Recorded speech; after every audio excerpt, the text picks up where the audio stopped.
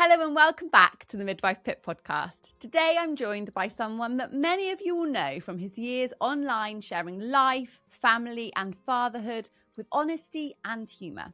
Jim Chapman. There's not a person on planet Earth I'd let treat me like that. They just suck you dry. They take all of your time. They steal your sleep. You have to stop what you're doing because they need their poo cleaned up, Jim is an OG YouTube content creator, author, husband and dad.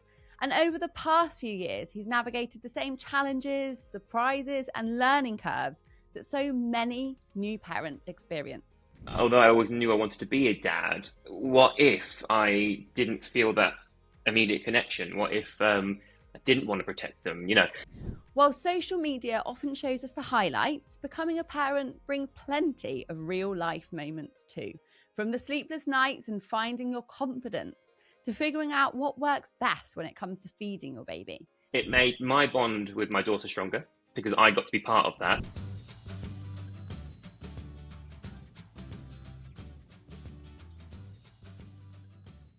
In today's episode, we're talking about Jim's journey into fatherhood, his experiences supporting infant feeding of his little ones, the realities of those early newborn days and lessons he's learnt along the way. So whether you're expecting your first baby, in the thick of newborn life, or simply looking for reassurance that nobody has it all figured out, we have got you covered today. Jim, welcome to the Midwife Pip podcast. Thank you. How are you doing? Yeah, thanks very much. All right, certainly don't have it all figured out. I can confirm.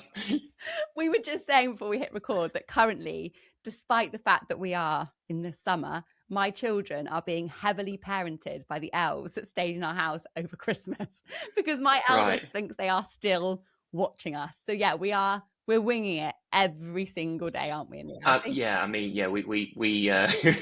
there's a lot of things that just sort of linger. That worked. Then and we'll roll with it. See if we can keep bringing that one out. Yeah, I was saying my daughter's just learned to lie. She's 4, and although it's a really important developmental milestone, it's two things. It's sort of like the death of innocence. Yeah. So, oh gosh, she's been an angel, and also she's really bad at it because obviously she's learning and experiment. Like the other day, she'd drawn all over the sofa.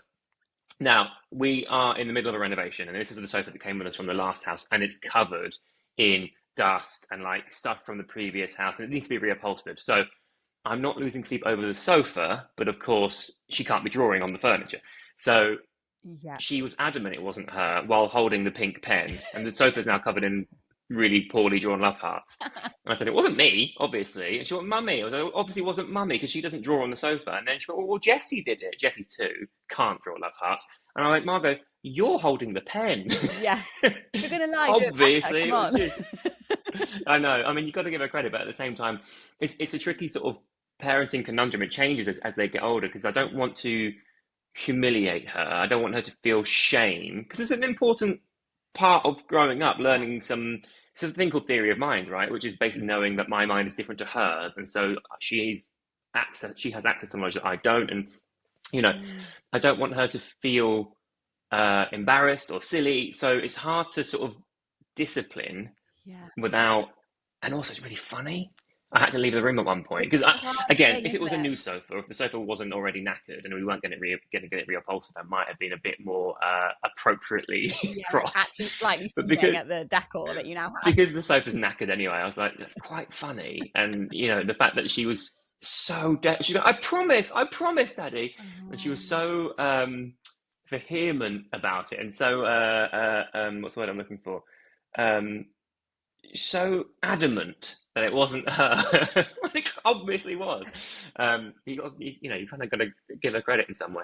Yeah, because at the end of the day, wouldn't we all love to be 4-year-old? Like, wouldn't we all love to be able to act in that like impulsive way and just get away with it? I love it. I did say to her later, I did sort of say, why did you do it? Like, I want, because obviously she knows only to draw on paper. Yeah. Because we've had a few instances with rugs and walls as well. I mean, she's really arty. Right. I don't want to sort of crush her because I'm artistic as well, right? And the last thing I want to do is to sort of crush that artistic flair that she has because she just sits and draws or plays Play-Doh and makes like figures, and it's wonderful. And the last thing I want to do is sort of squash that. But equally, she can't be drawing on the house. So I sort of said, why? And she was like, I just wanted to. And like the way she sort of said it was so innocent and so sweet. And I mean, paper is better. Yeah. But Can we find a just compromise? exploring. And I think that's the thing I've really learned, Jim, in those moments is like, where do we find that compromise? Like, can we get, obviously, if paper's not cutting the mustard on that day, can we get like an old Right. t-shirt of theirs that they can decorate and like make it an activity that then, because I find we can very easily do that kind of like constant knowing, can't we, of like, no, don't do that, or we can't do that, and then you suddenly feel like you're just on their backs when they are just trying to explore, and we don't want to squish that from them. That's what's so beautiful.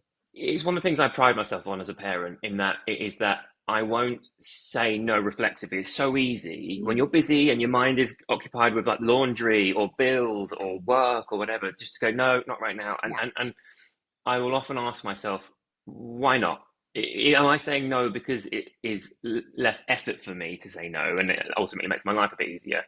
Or am I doing it because there's an actual reason? And so really, if it's not to do with safety or to do with, I don't know, for whatever reason, there's not a real reason for me to say no. I have to sort of remind myself to go, yeah, all right, let's do it. Get your wellies on, we'll go splash puddles. Yeah. As opposed to just going, no, because it's mucky. Because we've got a washing machine, right? That's kind of, and I really want my children to have the childhood that's the antithesis of mine, the opposite of mine. I want them to be free to explore and to know that me and Sarah have them at all times. You know, we're their safety net. They can go and get up to mischief and make mistakes and explore, find what they like and what they don't like, and we will be there to support and pick them up and dust them off so they go again. So it's part of their independence, right? And it is hard, I think, for all parents. It's very hard for me because I'm a really busy boy. I'm renovating a house and I've moved out of London where I still work a lot, so I'm traveling, and you know, it would be so easy just to go no, but it also keeps me young. The amount of adventures I get up to with them, just because I go, all right, then let's do it, and we just live in the moment. It makes my bond with my kids brighter, and more affirmative, more positive, because I'm going, yeah, all right, let's go for it, as opposed to just constantly saying no. But also, like, I get new experiences out of it. Yeah, absolutely. You know, and I get to watch them love their life. And they come up with ideas, Jim, that with the best will in the world, our adult brains just cannot fathom anymore. Like our brains just can't work in that same beautiful way that theirs do. So I totally agree with you, embracing it, sometimes just being like, yeah, let's do that thing that you just mentioned, you know, like you say. It's kind of a path of least resistance as well, sometimes, which might even seem lazy, but actually it's in a really positive way. Like, I could argue with you about it. I could keep telling you no, you could keep asking me why, and I could keep repeating myself. And then we spend 25 minutes, me just being disciplinary dad, and neither of us having lots of fun. And then we argue, and then, you know, they're 2 and 4, so they don't really understand no immediately. It takes loads of back and forth. Or I could just go, all right, kids, let's do it. And then everyone's happier. Definitely.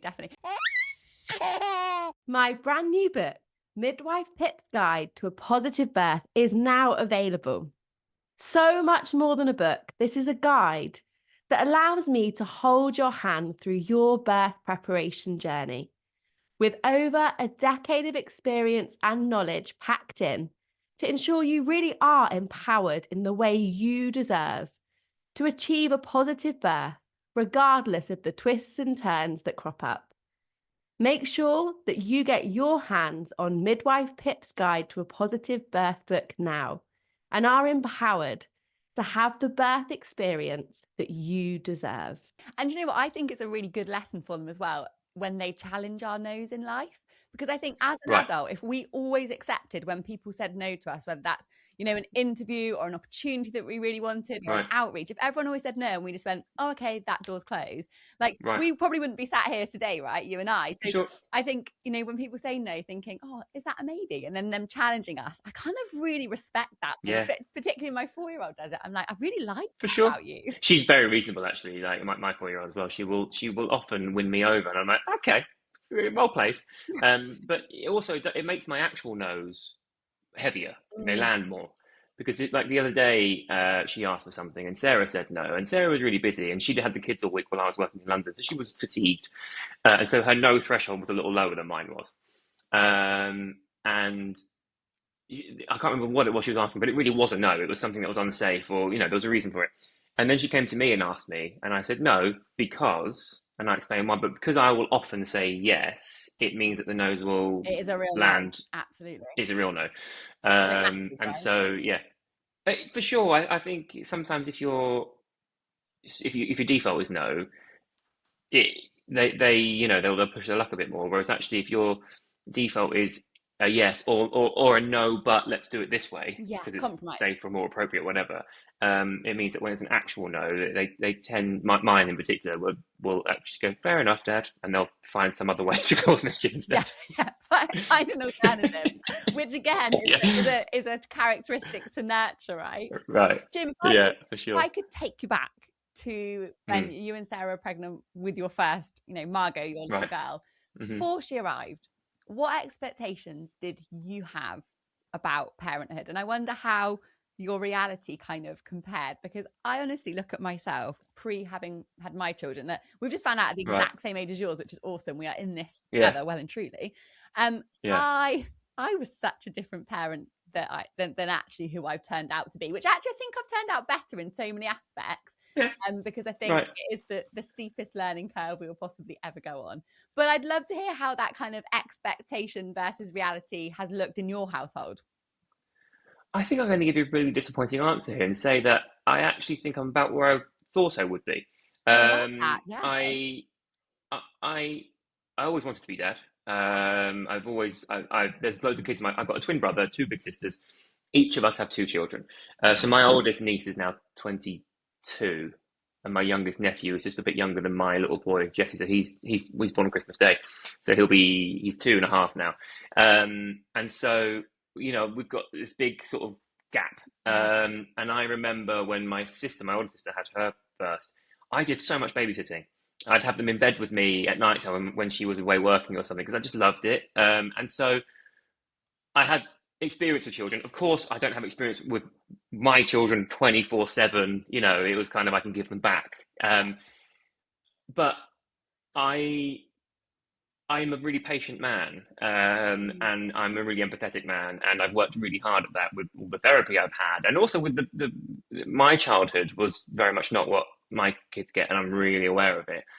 And so I actually kind of, I knew the dad I was going to be, and I've worked really hard to be that dad.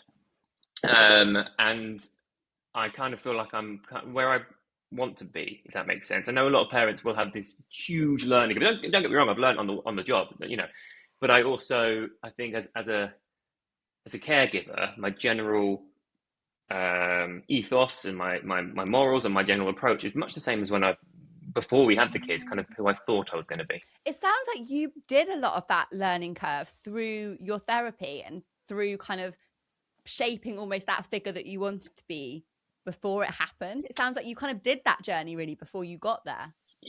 Yeah, I mean, I feel like I'm almost righting a lot of wrongs, and not intentionally. I haven't had my kids in order to reset the story of my childhood or anything like that. But I think I've learned so many lessons of what not to do. I think I know what bad is, and therefore, I think I kind of went in with an understanding, I think. And also my degree is psychology, right? And I learned a lot of developmental psychology. So there are some things that will irk most parents. Like if I meet other parents at the school gates or whatever, oh, they're doing this. Or Margot lying, for example. That, what's happened to my child? But in a way, for me, I'm like, oh, well, that's actually a really key moment. And if you think about it that way, it's almost like you feel, sympathy is the wrong word, but you go, oh, bless you, you're just sort of small and stupid, aren't you? You don't really know yet. And in a way, you kind of have this sort of affection for it. And you go, you know what? Wonderful that you're getting there. I'm really impressed with where you are in your your journey, and your brain's developing nicely, and it's really good to see, and this is where you're supposed to be, and like that's a really positive thing. And it makes actually then the difficult behavior for me easier to deal with, because I go, your brain's just small. There's a lot that hasn't happened yet, which will come. And that's where mine and Sarah's job comes in, to help them to that brain to make the right connections on their journey. So I think that's really helped me too, because it makes me more patient, I think that's so interesting, Jim, because I think what you've described there, from your childhood, from the learning you've done, from your degree, is probably the learning curve that I felt I faced when I had children, was around that. Like, we are generationally doing things really differently, which is amazing, isn't it? But I think without that understanding, actually, it feels almost a massive pressure. Like if your child is doing that lie or acting in that certain way, and you don't have that understanding, it can feel really triggering. And certainly at the beginning, I'd be like, gosh, I'm doing something really wrong because he's behaving in this way. Whereas when you actually understand things in that child psychology kind of perspective, then you can take that sort of weight off, can't you? And be like, actually, this is what it means. This is normal. This is how we work through it, as opposed to, for sure, oh my goodness, this is wrong. I must have done something awful and I'm messing my child. Right. Yeah. Or you go to them and you sort of put intent where there isn't any. It's just sometimes it's just that's how they process information. But they can be assholes to you, and you go, "Why are you so mean?" But actually, they're not. They just don't actually have the capacity yet to process everything and then think it through and act in a certain way. And so it feels like they're intentionally being cruel, difficult, mean, whatever, or crazy. And actually, it's just their little minds. You have to remember that everything they do is pretty much for the first time. Yeah. They go to the fridge and they see a cherry and they're like, "What's that one?" Like that must be so exciting for them, but also really overwhelming. Yeah, and that's part of the magic, isn't it? Like seeing the world through their eyes. Yeah. Is there anything that did surprise you about having a baby for the first time? I think it's that sense of sort of physicality. Like again, my childhood was unpleasant. My dad used a lot of his sort of power, and suddenly I was aware of how big and strong I am. Do you know what I mean? And like I'm so very gentle because I was like, I don't want to like squash you or hurt you. And then when they're first born, in particular, they're tiny and frail, and you're just like you're changing their nappy with your fingertips and everything. And I think for me it was that sense of having this little tiny person in your family who is so incredibly delicate, and your job is to keep them safe and secure, and suddenly you're aware of just sort of how the power you have as a man, as a physical being, and like how gentle you need to be, but also like how you will go and run in the road for them if you need to without second thoughts. You know what I mean? And I think for me it was that sort of realization, but also how like easy they are to love.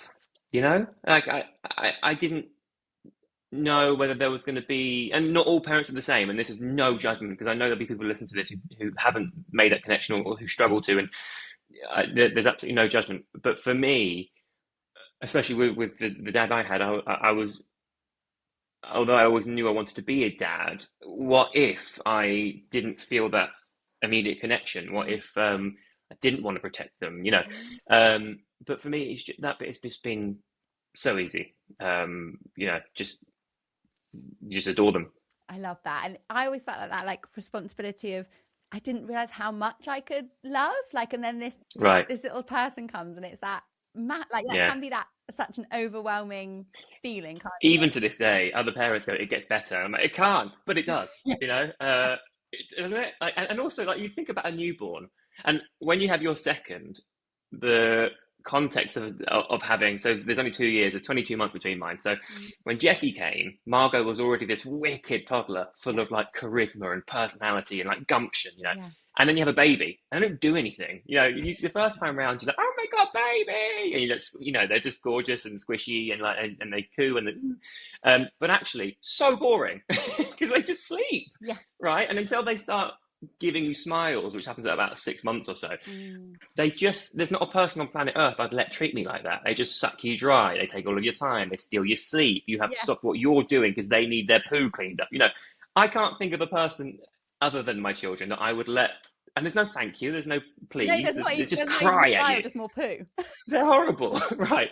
But I think you kind of love them because your body goes, "You've got to love this thing, you've got to keep it alive."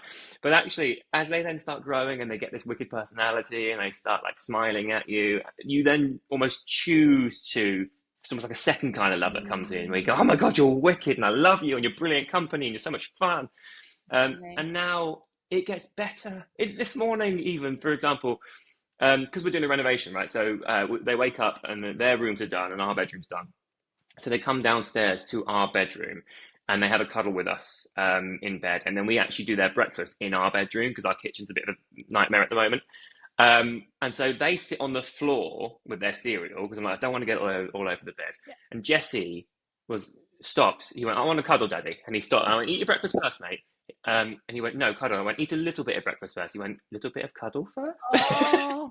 And I'm like, okay. Yeah, like you're not saying no to that, are you? Like, yeah, I know. So I was like, clever, well a played. little bit of cuddle, And yeah. so even moments like that, it gets better constantly. You're so And right, you know, even yeah, yeah, my sister's got a 22-year-old and she says the same thing. She says it still gets better. And it's such a different kind of parenting then. So yeah, it's lovely. This episode is sponsored by Apta Club. If you're pregnant or navigating life with a new baby, you'll know just how much information is out there and how difficult it can be to know what is evidence-based. That's why I wanted to tell you about Apta Club.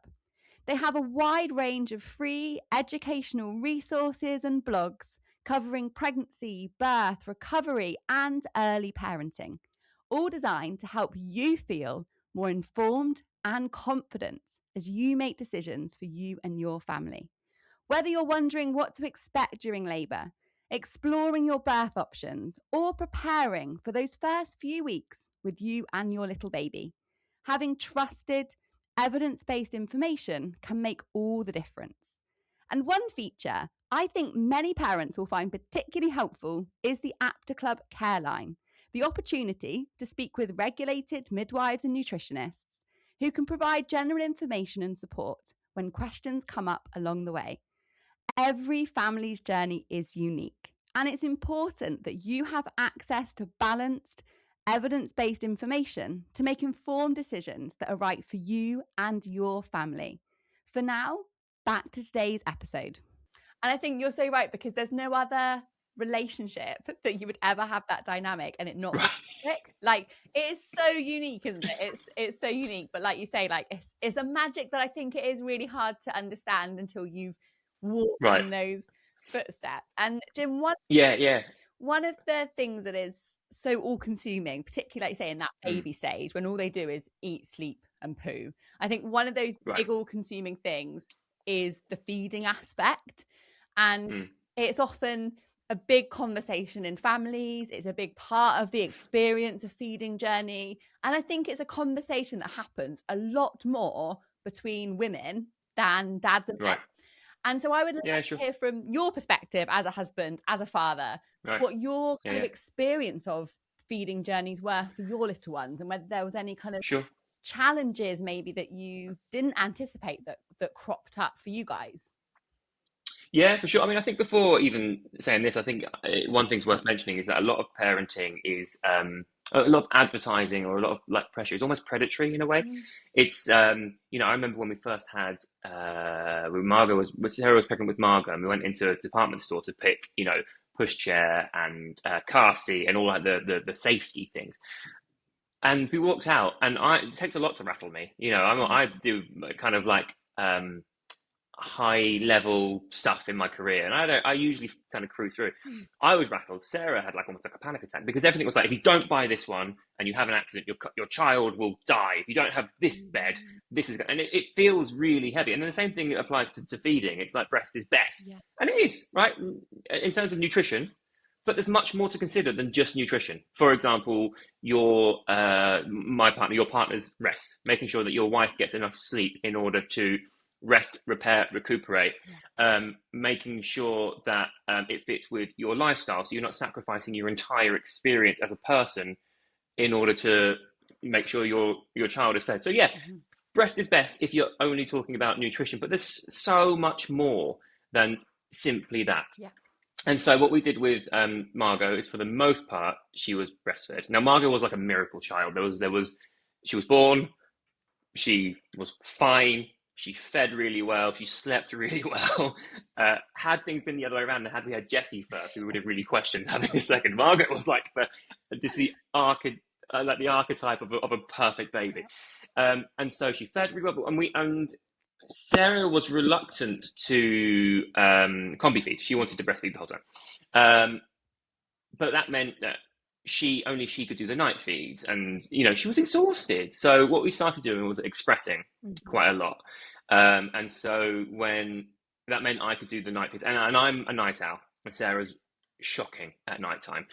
So actually what happened is Sarah would go to bed really early because she was also exhausted because she had a day with a kid and she'd just given birth. She'd go to bed at like 7 or 8 p.m. Whereas I'm up until 2 with Margot on my chest, and there's nothing like having a little newborn just there, right? Oh. And I just watched loads of TV and just hung out with her, and then I would do all the feeding, and then I would do most of the night feeds, usually with what Sarah had expressed. But they got to a point where actually she couldn't express to the schedule Margot was feeding, so we combied.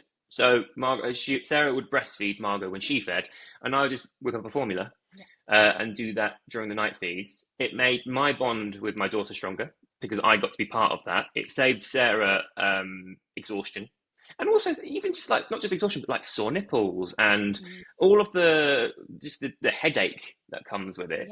And we got to sort of share that bond. Me and Margot were thick as thieves, partly because I got to do that with her. Jessie was a slightly different story in that again we were aiming to do exactly the same thing with Jessie as with Margot because it worked well.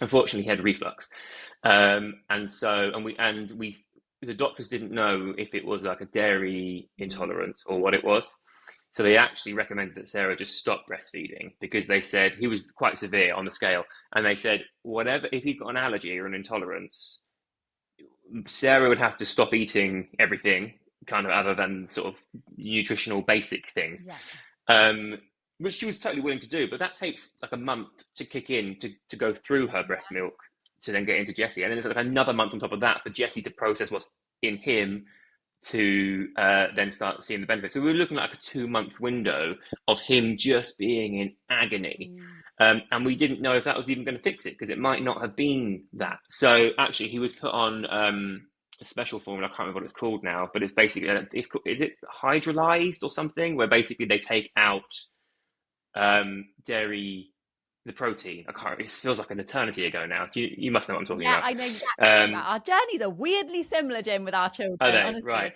And that stuff is disgusting. I once accidentally gave Margot the wrong bottle, and she went, and I went, it can't be that bad. And I tried it, and it is foul.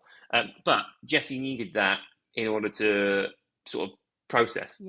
We then put him on probiotics to see if that would make any difference, and it made a huge difference. And now he's like drinks milk all the time, and but it was a really different experience. And the poor boy was so sick for a while that it really affected the entire family dynamic. I also at that point had glandular fever, which was rough, and I had to have my tonsils out shortly after that. Everyone was exhausted because Jessie never slept, so he kept the whole family awake. Poor boy wasn't putting any weight on. It was just you go from having this miracle child, Margot, just sort of did everything by the book, and then you have this one sort of issue. And the thing is, if a child can't eat, they can't sleep because they don't feel satisfied and their tummy hurts. And if they can't sleep, they can't rest and they can't grow and they can't do all of the things. So it's such a simple thing, but it affects everything and everyone in the family. And we acted fairly quickly. He was put on that horrible formula, and then we started the probiotics. And actually then we started to reintroduce slowly to see how it was working, and now he's a little chunk now. He's the biggest kid in his nursery. I love it. And I think just listening to your story, Jim, like you say, 2 different children, same circumstance otherwise, same parents, small age gap, and actually different feeding journeys. And I think this is such an important conversation, because as soon as we talk about any form of feeding, whether it's breast, whether it's formula, whether it's combi, there is automatically judgment from whatever side. Like, you literally cannot make everyone happy when you 100%. We had so much judgment, and the thing about doing what I do for a living is that I'm kind of immune to it. I put myself on the internet, right? So I get people comment all the time, and so as a result, I don't care. I will always do what I think and feel is right. And often it will be backed up by some sort of science as well. I'm not going to just decide that I'm right. You know what I mean? But at which point, if people have opinions, cool. It bounces off. Sarah's slightly more sensitive to it because she's newer to this industry than me. And actually, we decided not to talk about it loads. We shared a few of our stories, but we were so in the thick of it. And also, like, when your kids, like I said, it affects the whole dynamic of your family. We start snapping at each other more because we're both tired. Poor old Margot gets a bit left out because we're all hands on deck with And she's like, Jessie. this baby was meant to be a nice thing, and all it does is scream. What's that? For sure, yeah, exactly that. So it totally affected everything. So as a result, we were too busy to think about sort of the story to share on social. But actually, there's a lot of good lessons to learn from it. So since then, I shared more because it's an important thing for other parents to be able to see the realities. Because I think online you get, or just advertising, you get all the good stuff, and I think it's important to share the real ups and downs, I think. Definitely. And the fact that every baby, every family is different. Like, I'm a big believer in there's no one size fits all to any of this. And I'll often say to families when I'm supporting them with you know, whether it's birth, whether it's feeding, whatever it might be, what would you do if nobody else ever knew? Because it is so noisy out there, isn't there? Like, there's so much opinion. And actually what's right for you and your baby. And I also love the topic of combination feeding, Jim, because that's what works so well for your family, is the idea that it doesn't have to be all or nothing. I think often, particularly with breastfeeding, we think, right, we have to breastfeed and that's it. And if we do anything else, then we've sabotaged the whole thing and it's, you know, it's not going to work. And it has to be either breast or bottle or breast or formula. And actually there's this whole area in between, isn't there, that allows babies to still get that nutritional benefit whilst families thrive. Totally. I think with most things, it's moderation, right? If you can breastfeed, amazing. And there are so many families who can't for so many reasons, right? And there's absolutely no judgment there. If you can breastfeed, brilliant. But you don't have to exclusively breastfeed at the expense of yourself, your rest, your health, your peace of mind even. You know what I mean? You don't have to suffer for it. Because actually, you can throw in some formula too. You know, and get the best of both. They get all the nutritional benefits. They also get time with dad if he's doing the bottle. They get a full tummy. They get rest. It's just a happier environment. I think so often parents pressure themselves and they feel guilt. And don't get me wrong, I feel dad guilt all the time. For me now, it's about leaving because I work in London 2 or 3 days a week, and so particularly my little boy, because he's 2, we'll go, Daddy working. I don't know when he's back, and it breaks my heart. But that's how our family operates. That's how we pay the bills. And so I have to do it, and I get real dad guilt about it. But things I don't get dad guilt about, I think, are a lot of things that other parents would. For example, if they're playing independently, it took me a long time with Sarah because she's like, I need to be with them. I'm like, no, actually, this is really good for them. Sometimes boredom is good for them too. I'm like, if you're bored, great. What are you going to do? Use that imagination. Like, do something. Yeah, great. I'll do it with you, but you got to tell me what it is. And I think that I'm quite good, or I won't fight every battle for them. If they're having an argument together, I'll be there. Don't get me wrong, to make sure no one's getting hurt. Out, see you now. But I won't. Yeah. But I will often. They'll come to me and I'll go, no. Don't just tell tales at me. Work it out. I'm here, but I need you to talk to each other nicely, fairly. And figure it out. And actually, it doesn't always work. Don't get me wrong. Sometimes I have to pull them apart because they're 2 and 4. It's setting those foundations, isn't it? And those expectations. For sure. Right. Yeah. I think that's really important. I like to think I am, let me get this right, authoritarian? No, that's the wrong one. Authoritative? Not that one. Can't remember. I'm the good one, I think. I like to think. I'm the one. So basically, there's a rule where you're like, it's my way or the highway, and it's unpredictable, and it's there's no love there. It's just instruction. Whereas I like to think I encourage. You know, I'm the boss, and Sarah, we're the boss. Like, we're in charge. They have to listen to us, but also they're allowed to push back within reason. They're allowed to tell me they feel like I'm not being fair, or, you know, and I want them to figure stuff out. I don't always want to just tell them things because I'm not going to be here forever. you know? And I think those beautiful moments are then when you witness them displaying that. Like my eldest always likes to go and wake our youngest up. Obviously, he's already awake before I let him. Yeah, we do that. Yeah, we have that. But anyway, he likes to go in and climb in his cot. And this morning they were playing dens. And then I heard our eldest go, "No, Alfie, we don't use our teeth for biting, brother, do we? We use them for eating our food."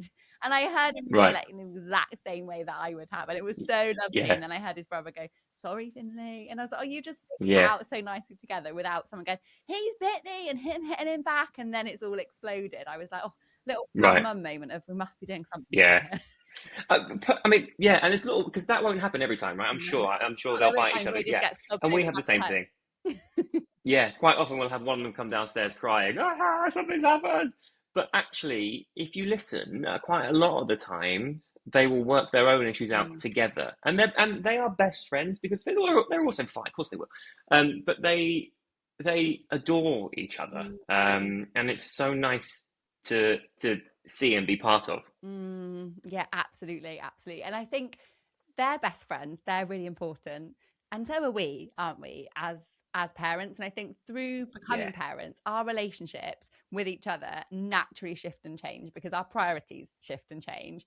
How did you find that you and Sarah's kind of relationship dynamic changed as you kind of stepped into parenthood? I know you mentioned actually feeding was a part of that in terms of finding a way that didn't mean that Sarah was just completely exhausted and you didn't feel like you were kind of contributing to that care role. But what did that kind of look like for you guys? I mean, obviously, there's less time for each other.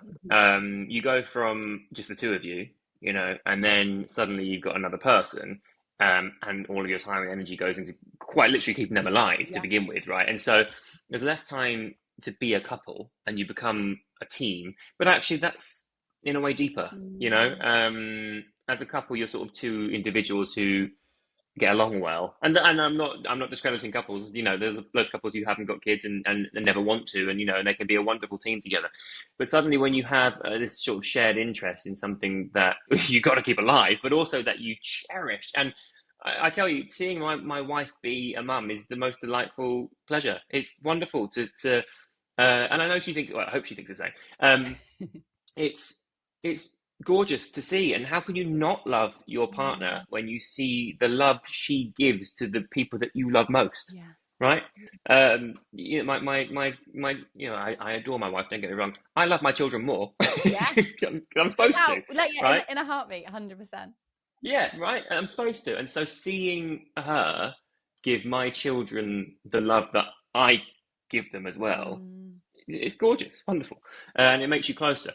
That said, we are in the thick of it. We've got a 2-year-old and a 4-year-old, and it'd be really nice to have a date once in a while, and just sort of not think about it. And we those moments are few and far between, especially for me and Sarah, because I travel a lot for work, right? And so often I'm not here at all. And Sarah's mum, the reason we moved out of London here is to be close to her parents, and so her mum will have them from time to time, but we can't.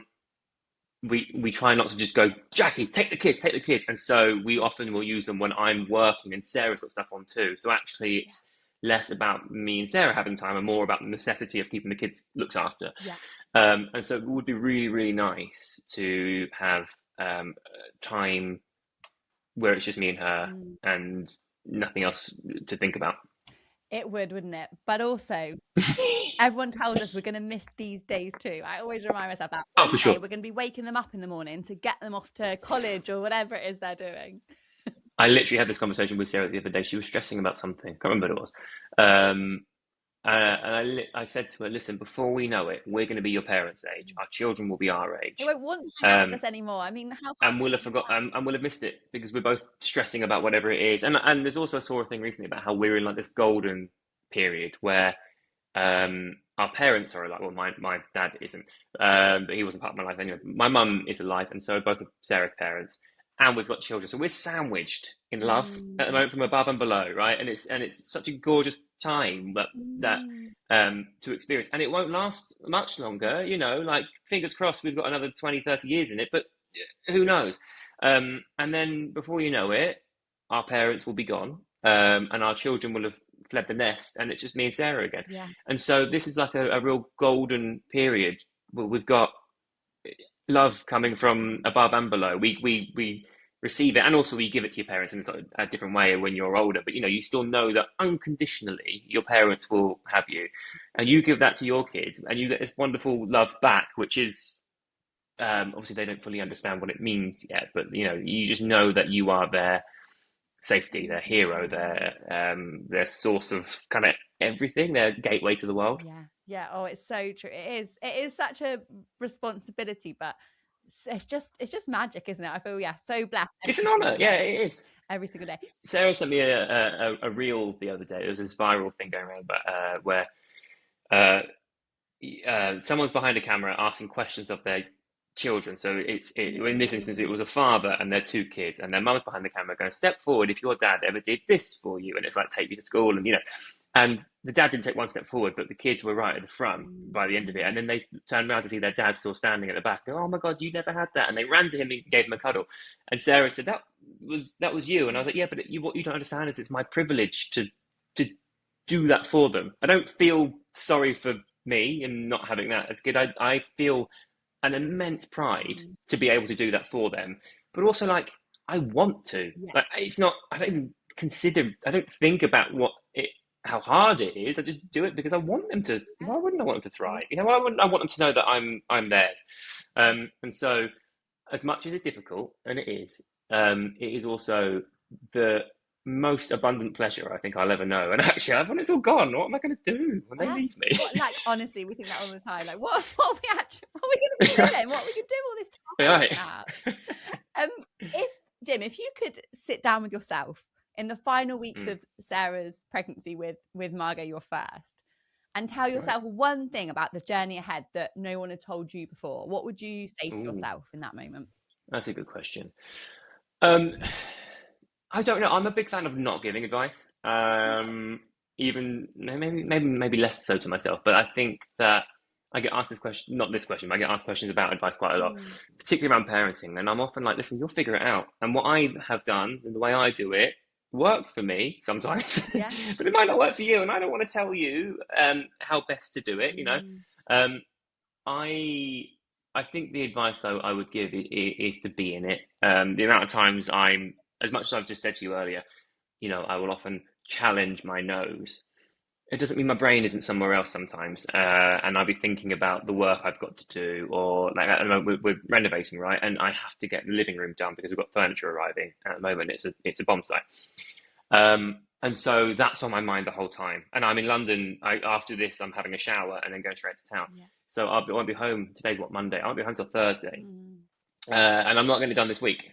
And so then I'm thinking, I've got to find time to do this, and I need to and also it's the living room, so it's the middle of the house. I've got to close it all off. Can't have access to the kitchen because that, so that's really on my mind. And I kind of wish that I could just be in it. When I see my kids having fun, I jump in with them, but I'm often only half there because I'm thinking about everything else. And none of it matters, right? That's the thing. Like, when we zoom out, the stuff that I've always worried about in the past. I can't even think about what I've worried about in the past because it clearly didn't matter 2 years later, a month later. You know what I mean? And so I wish that I could just sort of be present all the time. So I think that's what I tell myself. I wouldn't listen. And that's the thing, like, we're human, aren't we? Like, and actually being present 24/7 is equally unrealistic of us. And I use a word pretty much every single day, Jim, that I don't actually think is in the dictionary, but I feel like it should be, which is figure-outable. And I always just say, it's figure-outable. It's all figure-outable. And I'm like, we will figure it out because that's what we've done. Like, and you haven't got another choice. So it will work out. The thing is, though, it's very easy to say that to somebody else. Like I say it to Sarah all the time, but equally she says it to me all the time because we have different stresses, Sometimes she stresses about stuff. I'm like, what? That's ridiculous. But equally, when I stress about stuff, she's like, dude, don't be stupid. And so it's all figure-outable. By nature of the fact that we're still alive and we're not, we've figured stuff out, right? We're not bankrupt. We do. We've got this nice house now, and so far so good. All the choices I have made and Sarah have made have led us to here. It's all been figure-outable, right? So far, we've yet to face a problem that we haven't figured out because otherwise we wouldn't be in this position. And that's really important to remember, but it's very difficult to when you've got stuff on your mind, right? Absolutely, absolutely. Jim, quick fire question round. Okay, hit me. One parenting item you couldn't live without. Nappies. Simple as that. It would be messy. Yeah, honestly, there's so much stuff we bought that we never use. I raw dog it most of the time now. I go out with like just the kids, and I'm like, we live in a town. There's nothing I can't get you if I need to. Yeah, and on that, most overrated baby purchase. Changing that. Yeah. Never used Never it. use it. I remember the health visitor coming around with our second, and she was like, "Where's your changing area?" And I was like, "Wherever." Floor.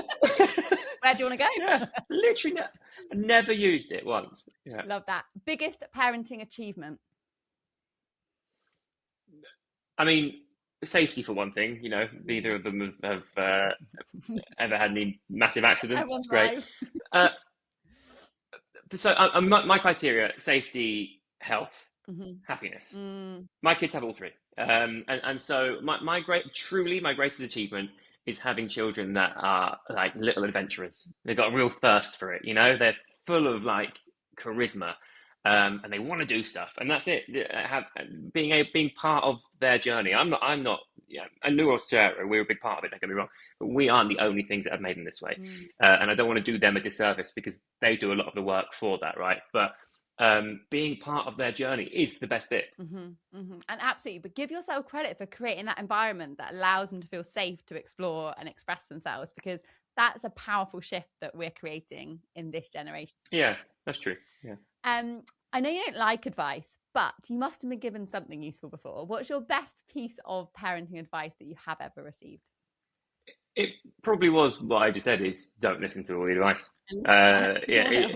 It's so counterintuitive, but everyone's got an opinion. Everyone's who's had a child or been part of it will tell you the way they did it. And very often they're like, wait, like from years ago, Sarah's mum was talking about how she used to give Sarah Finnegan before they got on a flight. That's illegal now. But like at the time, it was common practice. I can you know what I mean? There are so many totally. Right, for sure. There are so many things that have changed. The developmental psychology's come on. Access to information, and not just information, but stuff has come on. No judgment is kind of my thing. Whatever works for you, as long as your children are safe, happy, safe, healthy, and happy, you're doing it right. Love that. And take home message, Jim. One thing every new dad listening should know. Treasure it. That's all it is. It goes so quick. My kids are already 4 and 2, which sounds like no time at all. But it was yesterday that they were like on my just snuggling into me. You know, it goes so quick, and it's such a delight to see them grow. And there's new challenges all the time. There's new problems, but providing your child is well, and you know, and they don't have an illness or a disease which can obviously throw a massive spanner in the works. Be so full of gratitude to be part of their journey, because it's wicked to hold that position in their life. You know, I'm really lucky to be the parent of my children, but I think most parents are. Yeah. Oh, Jim, I absolutely love that. You're so right. That gratitude for like, actually, I said that to my husband the other morning. Actually, I was like, we're living the dream. Like, I know there's all these stresses, so much going on, but like, look, we've got we're there's the 4 of us in this little bubble, and we're all healthy and happy and thriving in our different areas. Like, it is. We were stressing about logistics the other day about how to pick up on the kids from something, and it was like, what are we going to do? And then Sarah got a text from one of the nursery friends, and their kid has leukemia. Right, it came out of nowhere. We didn't know. They were in the hospital for a while, and they weren't sure what was going on. And now the poor kid needs a bone marrow transplant. And suddenly, Jesus, that's perspective. You know, and you suddenly feel so, heartbroken for the parents, and I think they might have a donor, which is really promising. But you also just suddenly realise, God, the logistics mean nothing, right? Just someone gets in the car. It's figure outable. It is figure outable. Yeah, it's figure outable. Yeah, for sure. Oh, Jim, thank you so much. You're absolutely fabulous, and thanks so much for sharing your journey and raising these important conversations that we want dads part of. It's not a his job and her job. We are parenting and in it all together. So thank you so much for your time. My pleasure. Thank you. One of the key themes that Jim and I have spoken about on today's podcast is that of combination feeding. And I think it's really important to just understand what that actually means as a new or expectant parent. Because like we alluded to, there is this idea that feeding needs to be all or nothing, one thing or the other. It must be breast or bottle.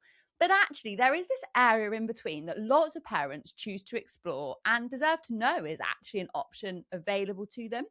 Now, combination feeding simply means feeding your baby via a combination of directly from the breast and then from a bottle. And the milk in that bottle may be expressed breast milk, or it could be infant formula milk. Now, combination feeding can be a great option for lots of families for a huge variety of reasons, whether that is lifestyle and work, whether that is mental well-being, whether it's just figuring out a dynamic that works for you as a family so that everyone feels they create some kind of balance in this new season of your life. And I think when it comes to feeding conversations, it is pivotal that we start having these conversations without the lens of judgment or pressure, and actually zoom out and think, what is going to work best for you as a family? And that's a really important conversation. It's going to look different for each and every one of us. And honestly, that's part of the beauty of this kind of journey. So knowing that combination feeding is one of your options can be really useful. But there's a couple of really important nuances to add into this. If you are planning on doing some degree of breastfeeding with your baby, we always recommend that you establish the breastfeeding side of your feeding journey before bringing in a bottle, regardless of whether that is expressed breast milk or formula milk, because latching from the breast is a brand new skill for you and your baby. And we want to make sure that we support you to nail that and get that off to the smoothest start, first of all. Also, in the very early days and weeks, your breasts are very sensitive to establishing your breast milk supply, and we don't want to interfere with that. We want your body and baby to do this beautiful dance where we regulate how much milk your baby is going to need.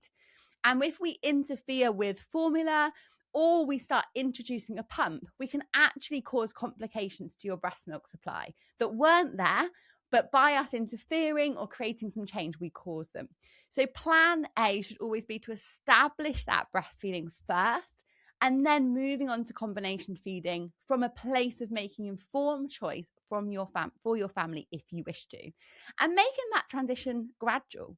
You know, if you are going to be expressing, then starting with just one session a day. If you are going to bring in formula, then starting with one formula bottle a day, so that everyone has a lovely, gentle kind of transition period over into combination feeding.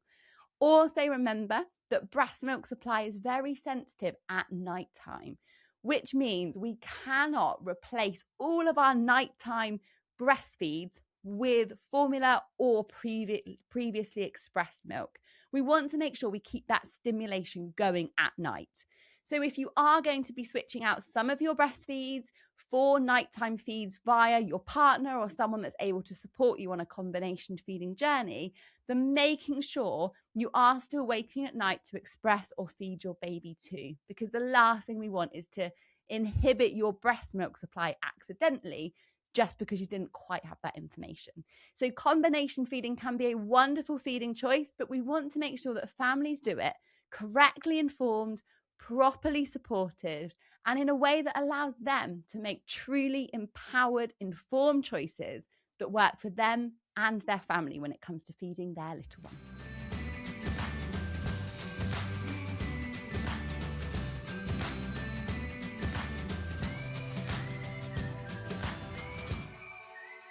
If you have listened to this birth story, enjoyed it, and feel that you are ready to really embrace and dedicate yourself to having the most informed, supported, and empowered journey, and want to see if we may be able to support you in YPJ, your pregnancy and postnatal journey, please drop me a Instagram DM at midwife_pip or get in touch on my email, pip@midwifepip.com, and let's chat through things and see if we might be a good match for each other.